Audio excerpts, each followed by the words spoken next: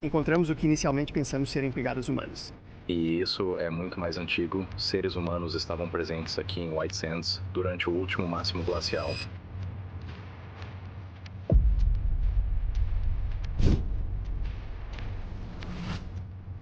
Estas são algumas das primeiras imagens de uma antiga mina de minerais onde nenhum ser humano colocou os pés desde a última era do gelo. No alto das montanhas da Sierra de El Astillero, no centro do México, a 2.743 metros acima do nível do mar, onde o vento corta como lâmina e o silêncio se agarra à pedra, encontra-se uma caverna há muito ignorada pela história. Por gerações, foi nada mais do que uma cicatriz oca na rocha, estéril, fria e esquecida. Mas, em 2012, uma pequena equipe de cientistas entrou em suas profundezas em uma missão rotineira para estudar pólen antigo. O que eles descobriram, no entanto, desvendaria uma das narrativas mais duradouras sobre os primeiros humanos nas Américas. A descoberta não era apenas mais antiga do que o esperado, era inacreditavelmente antiga e lançaria ondas de choque pela arqueologia, reescrevendo a linha do tempo de quando, como e talvez até quem pisou neste continente pela primeira vez.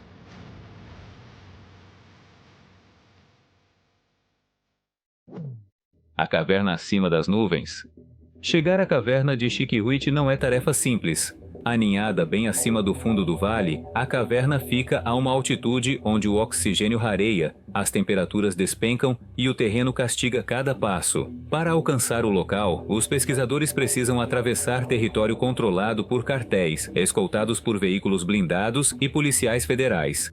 Cada expedição começa antes do amanhecer, não por conforto, mas por sobrevivência, envolta na escuridão para evitar os olhos que vigiam as montanhas em busca de intrusos. Para o arqueólogo Dr. Ciprián Ardelean, da Universidade Autônoma de Zacatecas, essa jornada perigosa se tornaria rotina ao longo da década seguinte. Em 2012, Ardelean e sua equipe não estavam procurando civilizações perdidas. Eles buscavam pólen, partículas vegetais antigas presas nos sedimentos, vestígios de ecossistemas da Era do Gelo há muito desaparecidos do México moderno. O ambiente intocado da caverna fazia dela um candidato ideal para a amostragem ambiental, mas, conforme começaram a remover camadas de terra do piso inclinado da caverna, a missão mudou. Enterrados sob séculos de poeira e detritos estavam objetos inconfundivelmente moldados por mãos humanas, lâminas de pedra, lascas e raspadores, quase 2.000 ao todo. Essa descoberta levantou uma pergunta imediata e desconcertante. O que esses instrumentos estavam fazendo ali, milhares de metros acima do nível do mar, em uma caverna que nunca se acreditou ter sido habitada por humanos antigos?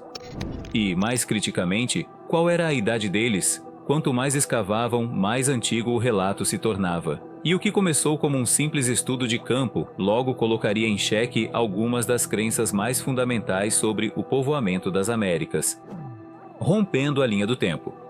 Durante a maior parte do século XX, a história de como os humanos chegaram às Américas parecia resolvida. A teoria dominante sustentava que, por volta de 13.000 anos atrás, uma pequena população cruzou a ponte de Bering entre a Sibéria e o Alasca, deslocando-se para o sul à medida que as geleiras recuavam e abriam um estreito corredor. Conhecido como o modelo Clovis I, esse relato foi reforçado pela descoberta de pontas de lança características perto de Clovis, no Novo México, encontradas junto aos ossos de animais extintos da Era do Gelo. Era uma narrativa limpa, linear e amplamente aceita. Os humanos chegaram tarde, se moveram rápido e se espalharam rapidamente. Mas, desde o momento em que as ferramentas de Chiquihuite foram datadas, essa linha do tempo começou a desmoronar. Testes de radiocarbono em fragmentos de carvão e ossos, junto com datações por luminescência estimulada opticamente, ou SL, dos sedimentos, colocaram os artefatos mais antigos entre 25.000 e 32.000 anos atrás. Isso não era um ajuste nas margens da pré-história, era uma ruptura. Se a datação se confirmasse, significaria que os humanos não apenas estavam nas Américas muito antes do que se acreditava, como já estavam aqui durante o último máximo glacial, um dos períodos climáticos mais severos da história humana. Naquele tempo, vastas camadas de gelo cobriam grande parte da América do Norte. As temperaturas despencaram, os ecossistemas entraram em colapso e as rotas de migração foram seladas sob muralhas de gelo que se estendiam por milhares de quilômetros. Segundo os modelos tradicionais, os humanos não deveriam ter conseguido alcançar o continente. muito menos sobreviver em seu interior montanhoso. Ainda assim, os artefatos da caverna de Xiquihuite contam outra história, uma história de resiliência, adaptação e sobrevivência em condições que poucos humanos modernos suportariam. Essa descoberta não desafiava apenas uma hipótese, ameaçava derrubar os próprios alicerces da pré-história americana, e com cada camada de sedimento cuidadosamente datada, as evidências se tornavam cada vez mais difíceis de ignorar. Sussurros de pedra e ossos ausentes. À medida que as escavações prosseguiam, o que emergia do chão coberto de cascalho da caverna de Xiquihuite era uma coleção de quase 2.000 ferramentas de pedra, lâminas, raspadores e lascas cortantes feitas com técnica deliberada. A maioria foi fabricada a partir de variedades esverdeadas e enegrecidas de calcário que não são encontradas naturalmente dentro da caverna. Isso sugeria algo crucial. Esses materiais foram trazidos de fora, escolhidos intencionalmente e moldados com um nível de habilidade muito além de uma simples quebra acidental. Mais impressionante ainda era a consistência dos detritos, conhecidos como lascas de redução lítica, que indicavam um processo de fabricação controlado, exigindo planejamento, previsão e destreza. Mas essas ferramentas não eram meras curiosidades, estavam embutidas em camadas de sedimento seladas sob lama e cascalho, uma espécie de cápsula do tempo acidental. A análise de radiocarbono de ossos e carvão associados datou a camada mais antiga em até 32.000 anos, enquanto as técnicas de luminescência confirmaram de forma independente essa linha do tempo. Apesar do ceticismo de alguns pesquisadores, nenhum processo geológico natural podia explicar os padrões repetitivos nas ferramentas, o desgaste nas bordas ou a seleção do material. E ainda assim, para todas as evidências de atividade humana, algo estava conspicuamente ausente: pessoas. Nenhum osso, nenhum dente, nenhum fio de cabelo ou unha, nenhum vestígio físico direto de presença humana. A análise de DNA do solo ao redor revelou traços de roedores, ursos, morcegos e até ratos canguru, mas nenhum fragmento de DNA humano antigo. Se pessoas estiveram ali, partiram sem deixar nada de si para trás. Esse silêncio estranho apenas aprofundava o mistério. Se essas ferramentas foram feitas por humanos e todas as evidências diziam que sim, então quem foram os criadores? E como permaneceram tão completamente invisíveis? O povo silencioso.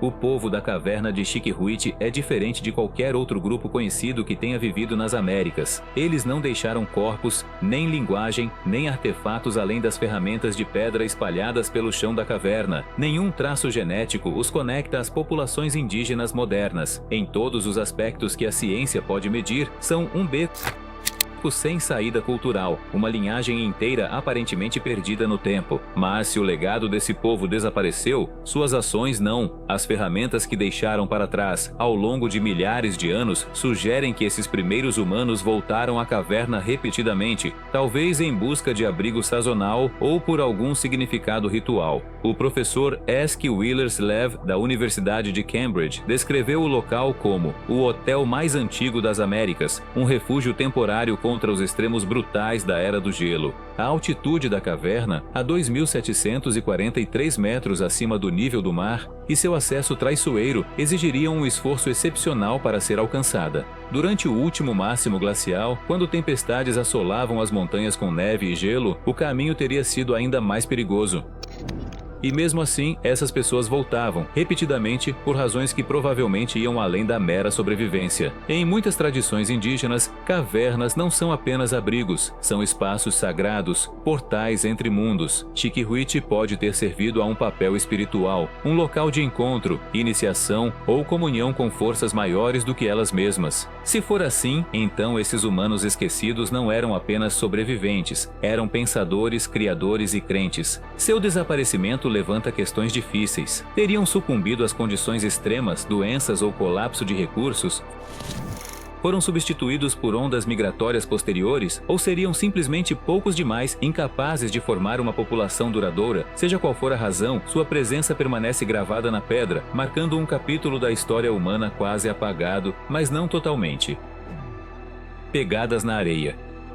Por anos, críticos da descoberta em Xique-Huiche argumentaram que as supostas ferramentas talvez nem fossem ferramentas, seriam formas geradas por quedas de rocha ou erosão natural que apenas pareciam obra humana, sem restos esqueléticos ou evidências genéticas. As dúvidas persistiam, mas em 2021 surgiu um tipo diferente de prova, vinda dos leitos secos de antigos lagos no Novo México. Desta vez não em pedra, mas na própria terra. No Parque Nacional de White Sands, cientistas descobriram uma série de pegadas humanas preservadas na lama antiga, hoje endurecida em sedimento. Dezenas de marcas, algumas feitas por adolescentes, outras por crianças, estavam espaçadas ao longo da margem de um lago glaciar que existiu ali há milênios. A datação por radiocarbono de sementes presas nas camadas acima e abaixo das pegadas confirmou uma idade surpreendente, entre 20 e 1.000 e 20 e 3.000 anos. Não eram artefatos abstratos, eram impressões físicas, deixadas por pessoas vivas, caminhando descalças sobre o solo úmido durante a Era do Gelo. Ao contrário das ferramentas de pedra, que sempre podem gerar debate sobre sua origem, essas pegadas não poderiam ter sido moldadas por vento ou água.